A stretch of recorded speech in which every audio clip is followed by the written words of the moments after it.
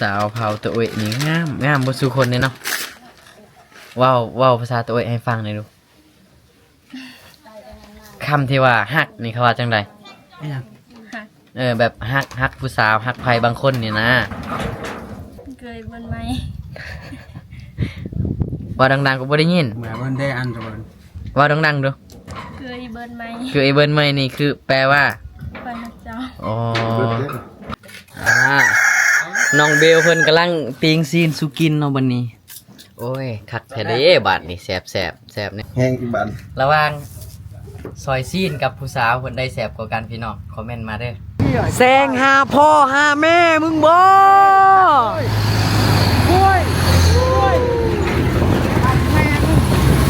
ตายควายเอ้ยคนทางแบบนี้ก็ยังแซงเสยโอ้ตายสวัสดีครับพ่อแม่พี่น้องทุกคนครับพี่น้องมื้อนี้ก็มาพอกับ2 YouTube ไทยบ้านนอกคือเก่าเด้อพี่น้อง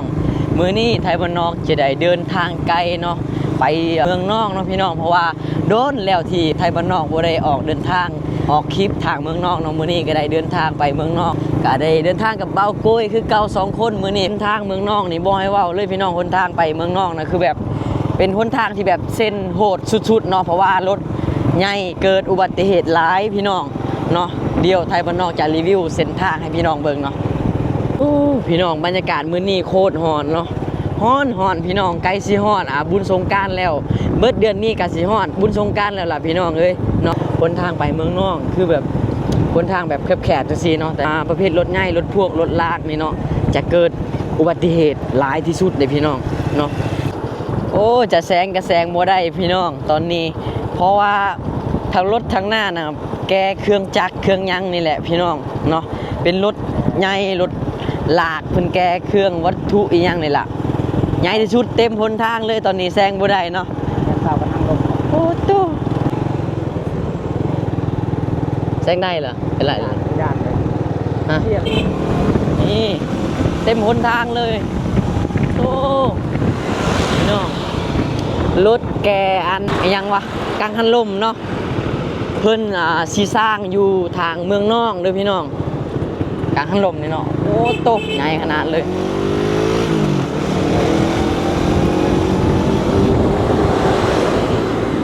เดี๋ยวจริงๆเพิ่นตอนนี้บ่ฮู้จะแซงได้หรือบ่พี่น้องเพราะว่าเฮาจะขี้เกียจไปตำหลังเพราะว่าแดดแห้งเนาะเฮาอยากแซงไปก่อนเนาะพี่น้องแซงได้บ่ฮู้ว่าสิแซงได้หรือบ่เบิ่งหนทางพี่น้องโตเบิ่งเต็มเลยพี่น้องเอ้าเจ้าสิแซงไปทางใดล่ะบาดนี่ทางโตเต็มหนทางเลยบัดนี้โอ้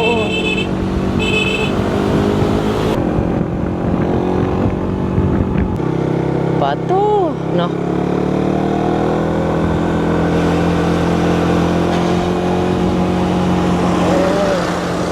จัดแรงแบบไหนเนาะ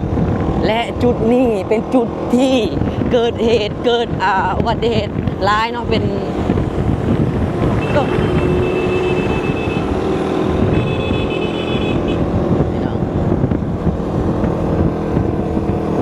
นี่แหละพี่น้องเนาะ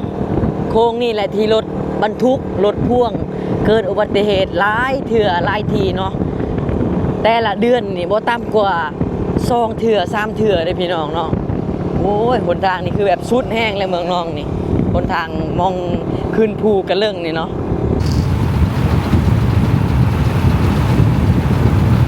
ไอ้เหี้ยแซงหาพ่อหาแม่มึงบ่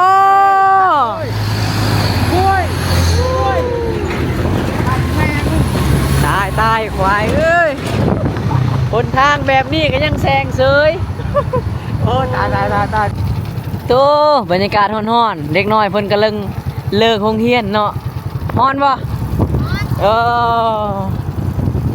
ไว้ดีมาเลิกโรงเรียนนะอ้าวเรียนอยู่ห้องใดนี่ม.4อะโตเบิ่งผู้สาวนักเรียนกำลัง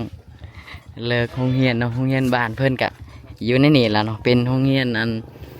อิหยังวะจุดซุ่มตั้งอะไรเนาะก่อนสิเข้าไปหาผู้สาวเนาะเพิ่นก็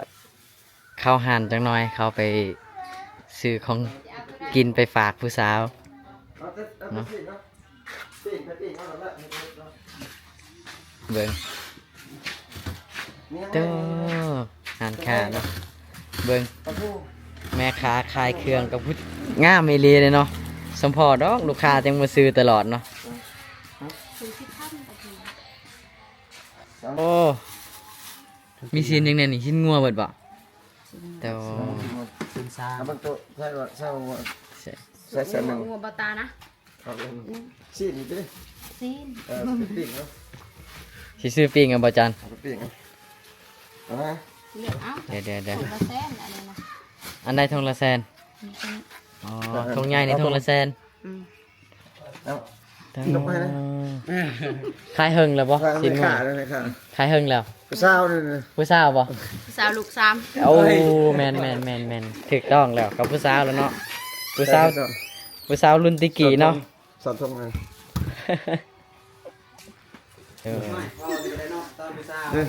มื้อหน้าถ้ามาซื้อแบบบ่มีเงินติดหนี้ได้อยู่บ่แม่ค่ะ ได้คนเอาเดี๋ยวเป็นบัญชีกระไร เนาะ เพิ่นว่าได้ไปทุกคนเดี๋ยวเฮาก็บ่จักว่าเพิ่นสิพาไปทางใดเนาะบาดนี้เพิ่นว่าผู้สาวงามผู้สาวเผาอันรูเมืองกองบ่รู้โดยโดยบ่ก็บ่ค่อยฮู้จักภาษาเขาเนาะไทยบ้านนอกก็บ่รู้คือกันแต่ว่าเว้าภาษาบ่คือกันเลยพี่น้องเป็นหมู่บ้านชนเผ่าบรูโตยเด้อพี่น้องเนาะอันนี้คืออยู่ในเขตเส้นทางไปเมืองนอกนี่แหละเนาะโดโอ้บ่คิดว่าเข้ามาทางพี่กะยังเป็นหมู่บ้านเขาเจ้าอยู่เนาะเจ้าพี่น้องเบิ่งพี่น้องพอเขามาหอดหมู่บ้านเพิ่นแล้วกะสิเห็นเขาเจ้าตากเปลือกไม้เนาะเป็นเปลือกไม้ยางโบ้งเด้อนี่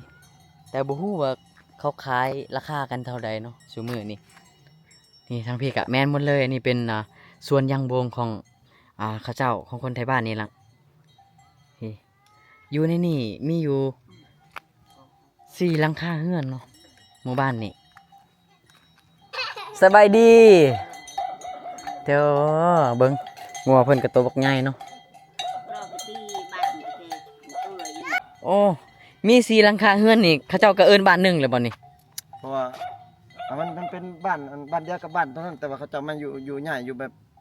กลุ่มเขาเจ้าต่างหากนะ โอ้เขาเจ้าจะแยกอยู่ต่างหากเพราะว่า เขาอยู่ในสวนเขาเลย อยู่ในสวนเขาเจ้ามาอยู่ในสวนเลย แม่น โอ้คิดได้ว่าเขาตั้งเป็นคิดว่า4หลังคาเรือนแล้วก็ตั้งเป็นชื่อบ้านเลยบ่ได้ตั้งเนาะ บ้านเดียวกันกับนั่นแหละ บ้านหยังก็ บ้านปะตุ้ย บ้านปะตุ้ย แม่น เป็นภาษา ผู้สาวงามนะอยู่นี่บ้าน ผู้สาวงามบ่ แม่น โอ้คือฮู้จักผู้สาวหลายเนาะเจ้าเนาะ เฮ้ยบ่ได้ฮู้คือกันนั่นแหละ โอ้พาไปหน่อยเด้อ โอเค อันจ้องเลี้ยงงัวไผซะฮะอ๋อจะมาเลี้ยงซอยบ่โตมีจักโตเลี้ยงงัวมื้อนี้น่ะจะซื้อหยัง กะ ซื้อกะอ๋อจักปีเลย 18 โตเป็นผู้สาวหยังสาวเผาหยังเจ้านี่ พ่อตะอุ้ย เผาตะโอ้ยบ่ แม่ เว้าภาษาตะโอ้ยให้ฟังหน่อยดู บ่แม่น เอ้าคือบ่เป็นภาษาตัวเองเพิ่นบ่เป็นวันนี้ ใส่เฮือนเจ้าใส่ คุณ โอ้อยู่หลังนั้น อยู่พี่ โอ้อยู่ในนี้มีแต่สีหลังคาเฮือนเนาะ แม่น โอ้อยู่ในนี้เฮิงปานใดล่ะ โดน ได้แล้วบ่10 ปี กลัว กว่าเนาะ แม่น อ๋อจะบ่ได้เข้าโรงเรียนบ่ ออกแล้ว โอ้ออกโรงเรียนคือสิเอาผัวบ่ บ่บ่มีไผเสร็จเวียก อ๋อมีคนเฮ็ดเวียกในเฮือน แม่ ก็เลยออกเฮ็ดเวียกซอยพ่อแม่ แม่ แต่ว่าปวดม่วงแน่จังจะได้เห็นหน้าเห็นตากันแน่ผู้สาวก็ได้ งามเนาะผู้สาวเผาตะโอ้ยเนาะเอาอยู่บ่คนมาเลี้ยงซอย เอา ไปเลี้ยงงัวไปตอนนี้เลยเด้ ไป ต้องไปเลี้ยงงัวเนาะ อ่ะเดี๋ยวผู้สาวพาไปเลี้ยงงัวพี่น้องเฮาก็จักสิว่าจังได๋เนาะเพิ่นบอกว่าชวนไปเลี้ยงงัวอีกเนาะค่อยจะบ่เลี้ยงงัวเลยมื้อนี้เลี้ยงฮอดเจ้าของงัวเพิ่นล่ะ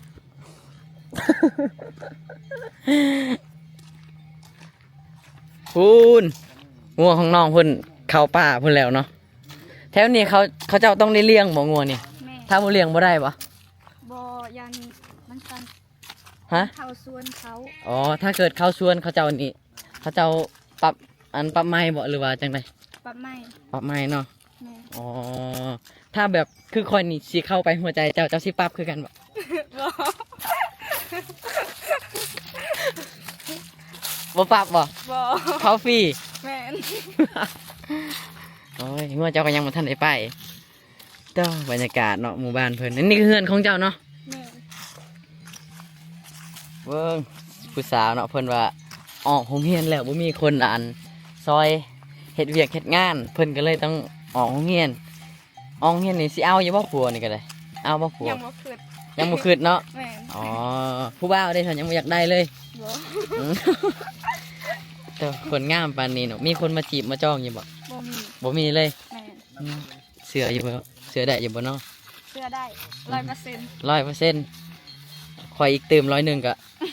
เป็นจังได๋บัดนี้ เพราะว่าข่อยเบิ่งในช่อง YouTube น่ะเห็นเจ้าในวิดีโอน่ะแบบขี้ร้ายแห้ง แต่ตัวจริงน่ะบ่คือในรูปตัวจริงนั้นงามกว่าในรูปเจ้าค่ะ ก่อนเนาะ ขอยอยากยอกน้องเนาะเพราะว่าเห็นใน YouTube งามเนาะก็เลยอยากมาหามื้อใดเราไปหาเจ้ามื้อใดที่เราไปถ่ายเจ้า เมื่อวานนี้ก็ได้ เมื่อวานนี้ก็ไป โอ้แสดงว่าไปตลอดเดี๋ยวนี้เนาะโอ้ยหากันเมื่อวานนี่ แม่น บ่ฮอดมือสำกับกินฮอดยังมาหาอีกเนาะ มา บ่ได้โอ้ยตาย อันรถตำมูเด้เนาะ โอ้ สบายเด้ เอาเจ้าเกิดอุบัติเหตุเมื่อวานนี่ตำหมู โดนแล้วเกิด โดนแล้ว 3 มื้อ อื 4 มื้อ มได้ไปห้องหมออยู่ปะ บ่ บ่ได้ไป บ่ เห็นได้บ่นี่ กินยาเอา ยายอยู่เพื่อน อ๋อเจ็บอยู่แค่เจ็บที่หัวใจปะ แม่ มีอยู่ที่คนมารักษาซอย บ่มี ยังบ่มีไปเรือไปรักษาก่อน บ๊ายบายเด้บ๊ายบายเด้อเดี๋ยวมื้อหน้าเจอกันใหม่เด้อ โดย ถ้ามื้อใดน้องว่างก็สิไปเล่นน้ำใหม่ได้อยู่ติ ได้ โอ้ตอนนี้ก็สิบ่ได้รบกวนน้องเพิ่นสิไปเลี้ยงงัวเนาะเอาบ๊ายบายระวังโจรเข้าในป่าเลยเด้อ เพิ่นตัดยางโบงเนาะมื้อนี้เนาะปอกเปลือกยางโบงเจ้าสบายดีโอ้ขออนุญาตถามหน่อยเขาซื้อโลเท่าไรยางโบงอยู่นี่ ประมาณ5,000ฝ่ายบ่ 5,000ปลายบ่ แม่น เวียดคนเวียดหรือคนลาวซื้อ นี่ได้เราอยู่บ้านปะโต้ยนี่เด้ อ๋อตากแห้งประมาณจักมือจังสิขายได้นี่ ประมาณ2มื้อคันมะมันนะถ้ามันแดดแห้ง โอ้2 มือเนาะ บางก็มื้อนึง ลูกสาวเจ้าบ่น้อยๆฮะ แม่ ว้าวเก่งเนาะโต ถามว่าเฮียนอยู่ห้องใดห้องป .2 แล้วตอนนี้ขึ้นป .4 แล้วขึ้นตอนใดขึ้นเมื่อคืนนี่เพิ่นว่าโต ว้าวเป็นเนาะ น้อยซื้อได้ค่ะ โอ้ยโอ้น่ะ เป็น ถ้าใหญ่มาเป็นสาวนี่ผู้สาวคนนี้เก่งและอนาคตนี่บ่อดบ่อยากล่ะ ให้เราได้เลยว่า จักปีล่ะลูกน้อยจ้ะเอ้ยฮะ ผู้ให้กินนี่ฮะ แม่ 3 ปี 3 ปีแล้ว 10 ปี จักปีเอาถาม10 ปีเพิ่นว่าโอ้ อยู่แต่เล็กชิดแต่ว่าอยู่แต่เล็กอื่น โอ้เจอแต่เหล็ก10เนาะเป็นกำลังตากเนาะ2 มือเพิ่นว่าขายได้แล้ว อันนี้เป็นส่วนของอายเองหมันเลยบ่โอ้ปลูกได้จักปีแล้วเนี่ยอาย ประมาณ20 ปลายปีเลย สาวไปปีเนาะ ช่องเกลือ โอ้ได้ขายจักเทื่อเลย ช่อง 2 เทื่อ ช่องเกลือ โอ้ยโดนเนาะจังจะได้ขายเนาะเบิ่งเพิ่นยังตากแห้งพี่น้องมี4หลังคาเฮือนเนาะอยู่ในนี้เนาะ โดย เป็นหมู่บ้านแล้วบ่นี่หรือว่าที่หลังคาเฮือนหรือว่าขึ้นกับบ้านอื่นเนี่ย ขึ้นกับบ้าน บ้านยัง บ้านปะต้อย บ้านปะต้อยเนาะ อืม โอ้ไปตากแห้งเรียบร้อยตัวนี้เนาะมีแต่ท่าค่ายเนาะนี่ใช้ก็อาชีพหลักของเขาเจ้าเท่านี้เขาเจ้าจะปลูกยางโบงเนาะพี่น้องมาขายเนาะอยู่ในนี่เนาะส่วนมันต้นนี่จะบ่ค่อยมีแถวนี้เนาะมันสำปะหลังนี่แล้วก็กล้วยก็บ่ค่อยมี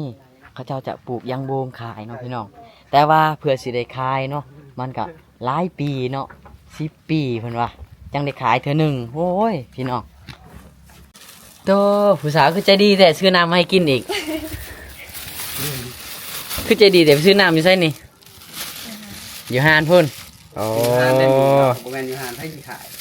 เดี๋ยวเฮายังบ่จักซื้อน้องเลยเนาะเดี๋ยวทำซื้อน้องนำกันเด้อพี่น้องจังหน่อยเบิ่ง นั่นก็บ่พอ ไปหาผู้สาวเนาะผู้สาวซื้อน้ำให้กินโคตรใจดีเลยผู้สาวเนาะ เด้ทุกใหญ่นะแม่ คนอื่นเขาเจ้าสนเหล้าสนเบียร์เนาะเฮามีแต่สนน้ำหวานกับผู้สาวเด้อ เป็นโซนตรงเฮาเลยเนาะ แนะนำตัวแหน่ผู้สาวชื่อหยังเนาะ ซูเบล ชื่อเบลโอ้อายุได้จักปีแหละสาวเบล 16 16 ปีนี่ แม่น โอ้บ่ได้เข้าโรงเรียนบ่ บ่ คือบ่เข้า ตัวนี้มันตัด บ่มีเงินไปโรงเรียน ตามมันนี่เลย โอ้ แล้วมันจะนอน ไกลเติบบ่โรงเรียนเจ้าไปเรียน ตัวได้ส่งหาตัวนี้ จุซุมตังอะไรนี่ แม่น เนี่ยยังมันก็บิดอีกสองเทื่อ โอ้ไปแต่ละเทื่อนี่มื้อเท่าใด นอนแล้วนี่ได้หน้าต่างกัน บ่มี บ่มีเลย ไป เคยเข้าบ่หรือว่าอยู่จุซุมนี่เคยเข้าแล้วบ่โรงเรียน ก็เลย ออกแล้ว มันมี ออกใดห้องใดเลย เอาสแกน ม มัน สอง ม ตาเอา ออกแล้วเพิ่นว่าบ่มีเงินบ่มีทุนไปโรงเรียน เขาเก็บเงินบ่ไปเรียนแต่ละเทื่อน่ะ ขึ้นลงขึ้นลง บ่ได้เก็บแต่บ่มีเงินไปเที่ยวไปเที่ยวมานี่ แม่น อ๋อก็เลยตัดสินใจออกมาเฮ็ดเวียกเฮ็ดงานอยู่เฮือน แม่น ไม่ได้ถ่ายค อ๋ ลิ อ ป เฮ็ดหยังซุมื้อนี่อาชีพเจ้าเลยเฮ็ดหยังอาชีพน้องแต่ละมื้อนี่ เฮ็ดมันยังบ่ จริงมันก็ได้เนาะ โอ้ปลูกมันแล้วก็ปลูกยางบง แม่น โธ่สาวเบลสาวงามเผาบรูโตยเนาะแม่นบ่ว่าแต่มีผู้บ่าวหรือติ บ่มี บ่มี อ๋อ บ่มีผู้บ่าวแต่มีผัวว่าซั่น เนาะ บ่มีทั้งผู้บ่าวบ่มีทั้งผัววันนี้ แม่นบ่ นี่ครัวยังบ่เกิดเนาะ สาวเผาตัวเอยนี่งามบ่สู่คนเลยเนาะว้าวภาษาตัวเอยให้ฟังหน่อยดูคำที่ว่าฮักนี่เขาว่าจังได ไอ้ยัง แบบฮักผู้สาวฮักใครบางคนนี่นะ เอาลองเว่าเบิ่งเขาว่าจังไดบ่ว่าบ่จักภาษาตัวเองบัดนี้ คอยมักเจ้าเด้อ ลองเว่าเบิ่งดู เคยเบิ่นไหม ว่าดังๆก็บ่ได้ยิน เหมือนเบิ่นได้อันจะเบิ่น ว่าดังๆดู เคยเบิ่นไหม คือไอ้เบิ้นใหม่นี่คือแปลว่า ไปหาเจ้า อ๋อฮักผู้ใดแต่เนาะใน3 คน อ้าวผู้ใดถามครับผู้นั้นเลยเนาะ เออ โอ้ยเกี่ยวเฮา สาวเบลมีพี่น้องจักคนสาวเบล โนเอ้ยสอง เอ่ย2 คน แม่น เอาผัวเบิดแล้วบ่ แม่น อ๋อตอนนี้ยังเหลือแต่น้องยังบ่ทันได้เอา แม่นอ้ายก็เอาเมีย อ้ายก็เอาเมียแล้ว แม่น ถ้าคอยเด้อคอยยังบ่ใหญ่ยังคอยหา มามื้อนี้บ่ได้รบกวนติน้องสิเฮ็ดเวียกเฮ็ดงาน บ่ ว่างบ่มื้อนี้ วาง อ๋อก็เดียวว่าไปขูดยางโบงบ่หรือว่าไปสวนมันบ่ได้ไปเนาะแล้วหรือตีปลูกมันอันน่ะคายแล้วว่ามันจ้ะ ยัง ยังบ่ทันได้คายเลย แม่น อ๋อโลเท่าไรเขาซื้ออยู่นี่ บ่ฮู้ ยังบ่จักเลย แม่น ชุมเจ้านอนเป็นกลุ่มบ่อยู่ในนี่หรือว่านอนเฮือนไปเฮือนมัน นอน อืม นอนเพิ่นไปเพิ่นมัน นอนเฮือนไปเฮือนมัน แม่น อ๋อแบบผู้บ่าวอยากมาล่มก็มาได้บ่ มาได้ ต่อก็คือผู้บ่าวมาล่มมาได้ แต่มาเฉพาะคนรอเนาะ แม่นบ่ บ่ ฮะคนบ่รอก็มาได้บ่ แม่น คนบ่รอคือจังพวกอ้ายนี่มาได้บ่ได้เนาะอาถามว่าผู้สาวย่านบ่มาหลายคน เพิ่นว่าบ่ย่านมาเป็น10สาวก็ได้เพิ่นสิพาไปขูดยางโบงบ่สิพาไปคนมันซอยเนาะไผว่าละย่านได้ยังเนาะมาโลดละสิมาเมิดบ้านก็มาบ่อึดเวียงให้เฮ็ดเนาะ แม่น แม่นคันสิว่าสิมาเป็นแฟนนี่อันนี้ก็บ่จักคือกันเด้อพี่น้อง ก็คืออยากมาก็เพราะว่าเห็นในช่อง YouTube อาจารย์บุษบาเราเคยมาหาน้องจักเทื่อแล้ว หลายเทื่อแล้ว มาหลายเทื่อเนาะโอ้ยนิสัยบ่ดีเลยนะ เรามาแต่ละเทื่อนี่เรามาผู้เดียวบ่ แม่น เรามากลางคืนติ บ่ มากลางเว้น แม่น อ๋อคันมากลางคืนบ่ต้องต้อนรับเด้อคนแบบนี้ แบบนี้คนแบบนี้ไปใส่มาใส่เราบ่ต้องต้อนรับเด้อ คนแบบนี้เราบ่กินแล้วบ่จ่ายเงิน เฮ้ยบ่แม่นแน่เด้อ เอาหลานแล้วเอาหลานแล้ว น้องเบลเพิ่นกำลังปิ้งซีนสุกินเนาะบัดนี้ โอ้ยคักแท้เด้บาดนี้แซ่บแน่นอนแล้วเนาะ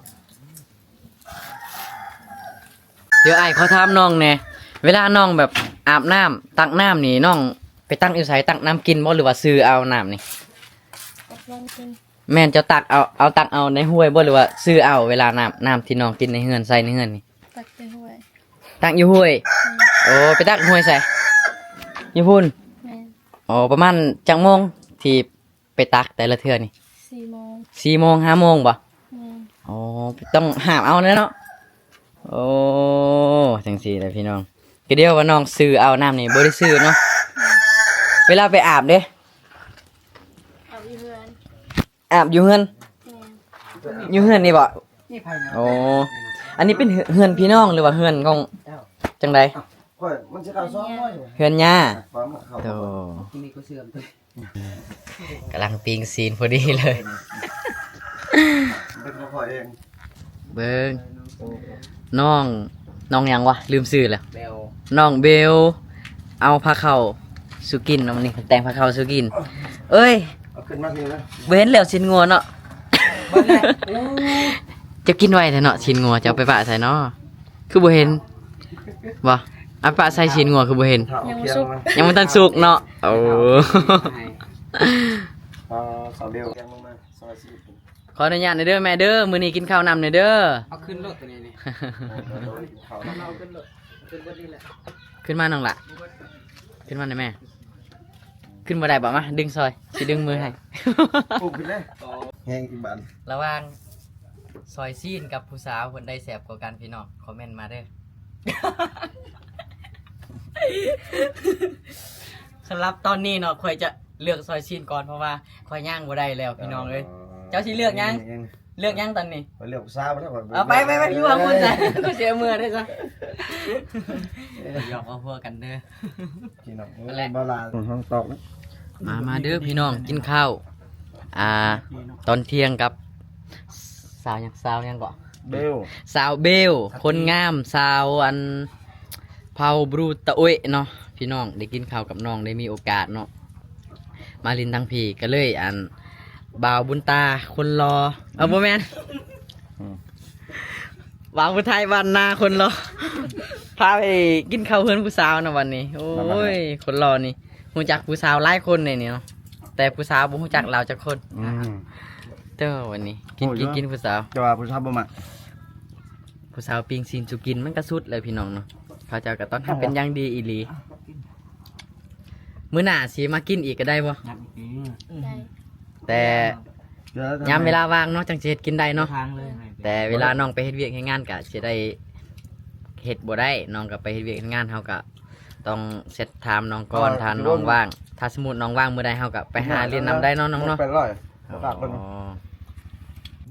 ถ้าไปบ้านเฮาบรูจะเห็นเขาให้เนาะน้องเฮ็ดให้ติ แม่ เฮ็ดอยู่พูนี่บ่ แม่ โอ้ นี่พี่น้องเขารู้เขาเจนเลยเนาะเขามันใหญ่ๆซึ่งนี่ต้องเป็นเม็ดข้าวไฮแน่นอนเลย ถ้าเขาบ้านผู้ไทยก็เช่นข้าวนาเนาะ